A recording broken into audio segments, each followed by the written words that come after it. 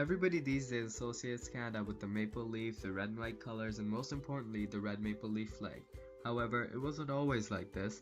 In fact, not too long ago when Canada was represented by the red ensign, people recognized Canada as just another colonial extension of the United Kingdom. But how did this extremely significant change occur? How did Canada gain its own identity? In order for us to answer these questions, we'll have to reflect all the way back to the history of the Canadian flag. So, tighten your seatbelts. During the 20th century, Canada was one of the only countries without a national flag. No, the red ensign was not officially proclaimed as Canada's national flag, even though many were highly attached to it. So when Mackenzie King proposed the idea of a new flag in the 1920s, he immediately backed out as a result of the disagreement it caused.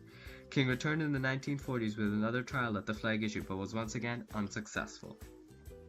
By now, it was pretty obvious that any change in concern towards the red ensign was highly disliked, so the debate was dropped and unheard of for years. But then came Prime Minister Lester B. Pearson, who thought of Canada as a glorious and free country with its own unique identity. He also took a shot at the flag issue with his preferred design, the Pearson pennant, but as expected, the crowd broke out into a huge division of supporters versus opposers. One of the biggest opposers was John Diefenbaker, Prime Minister's largest critic, who was extremely against any change towards the British roots in Canada, so terminating the ensign was of no question for Dief. Therefore, he went all out on humiliating Pearson's design. The debate continued, and the conflict between Pearson and Diefenbaker heated up more and more. Since the debate was taking way too long and wasting too much of parliamentary time, Pearson and his cabinet agreed to make an all-party committee in order to consider all perspectives.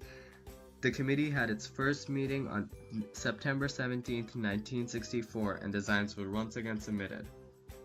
After a process of elimination, though, the committee was finally able to finalize to the last the Pearson pennant, the maple leaf flag, and the maple leaf flag with the Union Jack and the fleur-de-lis. The maple leaf flag, which was officially designed by George Stanley, was immediately agreed on by the Prime Minister due to its simplicity and elegance. However, on the last day, Diefenbaker raised a concern intending to prolong the debate and push the government to its limit, forcing Prime Minister to invoke closure.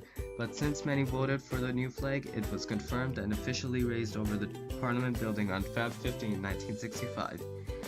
Since then, it has acted as a symbol and representation of the unity of different perspectives and a significant time in Canadian history, which acts as a change that continues to empower Canadian recognition. Did you know that the flag started out with 26 points on the maple leaf flag as a sugar maple leaf, but was brought down to 13, then 11 in order to get a more simple and elegant design? The end.